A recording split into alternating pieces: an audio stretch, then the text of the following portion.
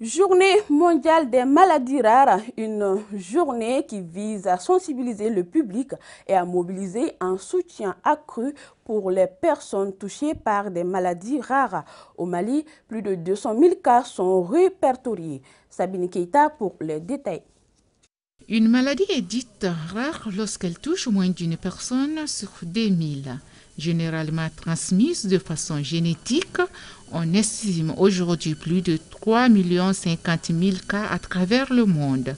Ces maladies dites rares touchent plus de 2000 personnes au Mali. Quand on prend les maladies rares, souvent on trouve un seul cas d'une maladie particulière. On en a au Mali où on n'a qu'une seule famille dans le monde entier qui souffre de la maladie.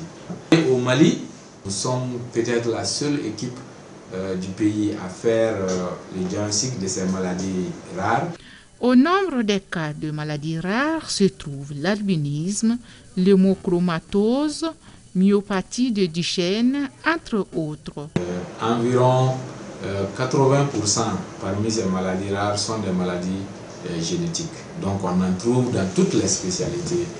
Quand on regarde notre population, on voit de très rares cas d'albinisme. Ça, c'est si on parle de maladies de la peau. Comme on est en urologie, une maladie très fréquente, c'est ce qu'on appelle la myopathie de Duchenne. Donc ce sont des garçons qui sont très souvent atteints, qui ont une démarche dandinante. Vivre avec une maladie rare au quotidien n'est pas chose facile, une situation qui entrave sa qualité de vie. Moi, je souffre de la maladie qu'on appelle le Charcot-Marie-Tooth. Vivre avec une maladie rare, je le dis très souvent, c'est un parcours du combattant. Parce que le quotidien d'une personne atteinte de maladie rare est très compliqué. Parce qu'il faut reconnaître qu'avec ces maladies, quand surtout ça atteint un certain niveau, tout peut dégénérer aussi à tout moment.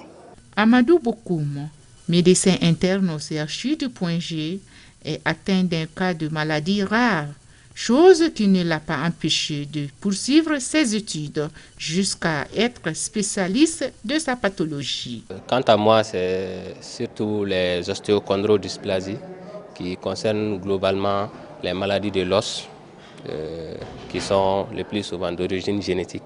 Nous sommes 4 à être affectés et avec des signes. Je remercie le bon Dieu. Je suis là, étudiant, et bientôt je serai docteur en médecine. Chose que certains de mes frères n'ont pas pu bénéficier malheureusement, avec des atteintes qui sont beaucoup plus graves. Pour les spécialistes, il n'existe pas de traitement approprié pour certains cas de maladies rares, étant donné que c'est génétique. Malheureusement, 95% de ces maladies n'ont pas encore un traitement. Et avec le développement des nouvelles technologies, on a environ 3 à 4 maladies rares qu'on diagnostique par semaine. Mais malheureusement, parmi elles, seulement 5% ont un remède. Informer et sensibiliser les patients et leurs familles sur les maladies rares et leurs manifestations. Tel est l'objectif de cette journée créée en 2008. Chaque journée des maladies rares, on fait une commémoration qui consiste à présenter des cas, à parler de ces maladies, à partager les informations avec nos collègues, avec la presse, pour que ces maladies sortent de l'ombre.